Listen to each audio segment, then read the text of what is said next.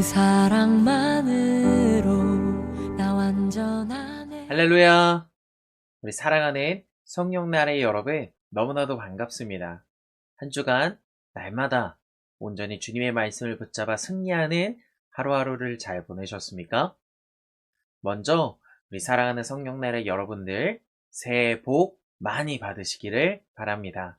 2022년 새해 가운데 우리 성령나라의 여러분들이 소망하시고 또 소원하시는 모든 바람들이 오직 주님의 인도하심 가운데 형통케 되는 역사가 일어나기를, 그래서 기쁨과 감사가 우리의 입술로 날마다 고백되시는 우리 성령날의 모두가 되시기를 주님의 이름으로 간절히 소망합니다.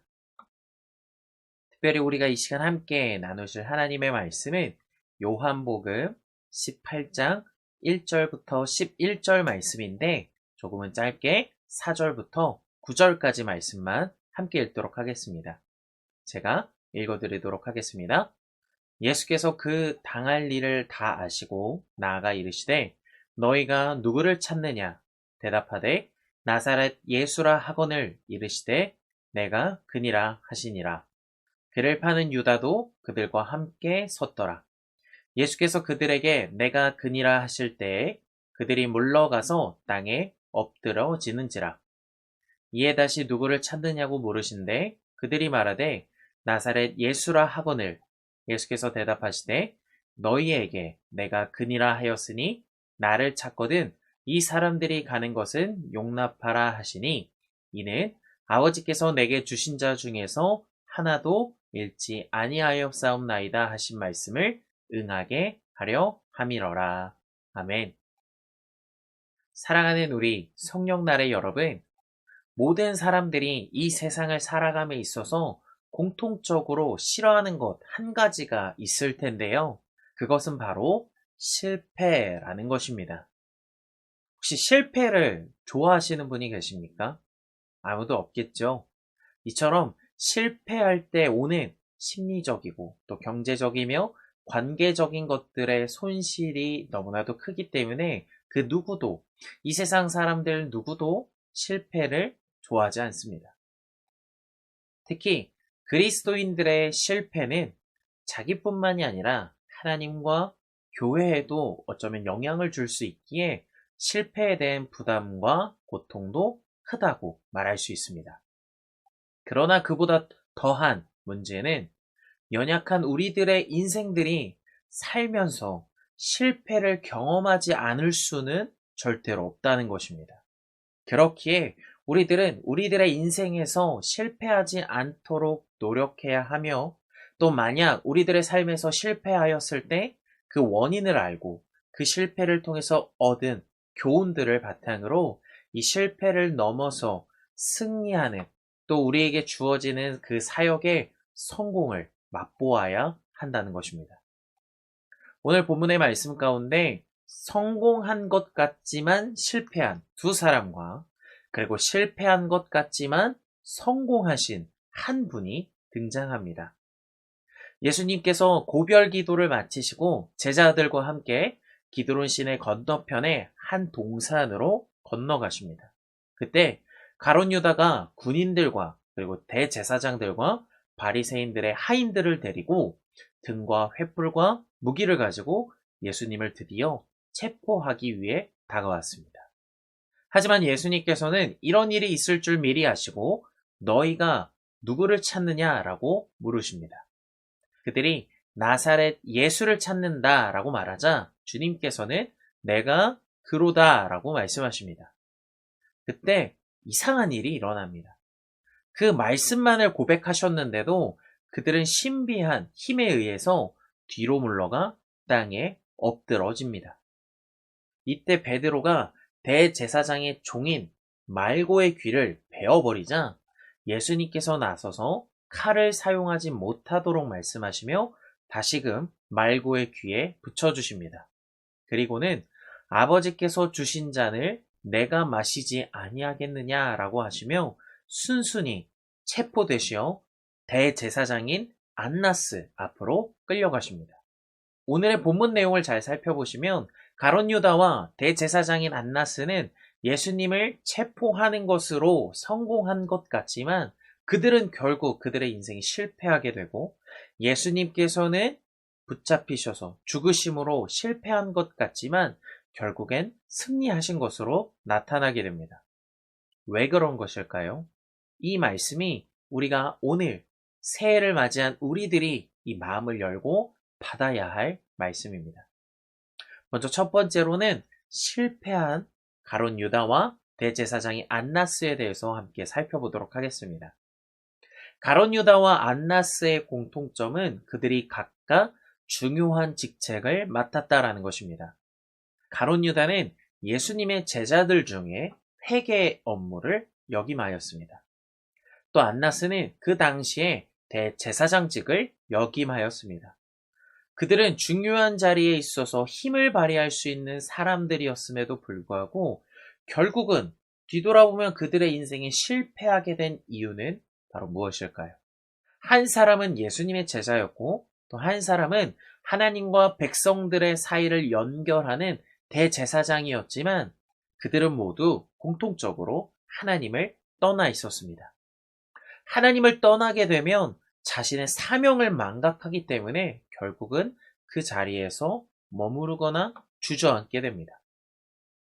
유다는 예수님의 제자로서 그의 사명인 예수님의 복음을 전할 사명을 망각한 채 자신의 정치적 민족 독립이라는 자기관념에 빠져 있었습니다. 또한 안나스는 백성들의 죄를 아파하고 하나님의 마음을 전해야 할 사명을 가진 자이지만 자기 욕심에 빠져 결국은 처절한 실패자가 된 것입니다. 권력과 물질에 대한 자기 욕심에 빠져 결국은 처절한 실패자가 된 것입니다. 이처럼 하나님을 떠나게 되면 하나님을 두려워하는 마음이 없어지고 세상의 기준, 세상의 가치관으로 물들게 됩니다.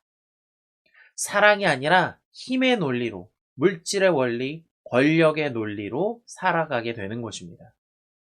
이렇게 하나님을 두려워하지 않으면 양심이 마비되고 죄를 짓는데 두려움이 없어집니다. 하나님을 떠나 자신의 욕심을 내본들 예수님을 판 단순한 은 30냥일 뿐이고 또 남들보다 더 권력을 누리고 조금 더 경제적으로 부했을 뿐입니다. 그러나 그 결과는 죽음과 저주로서 말씀에 기록되게 됩니다. 이와 반면에 두 번째로는 반대로 실패한 것 같지만 성공하신 예수님의 모습을 함께 살펴보겠습니다. 이들에 비해 예수님께서는 외적으로는 매우 초라한 모습입니다.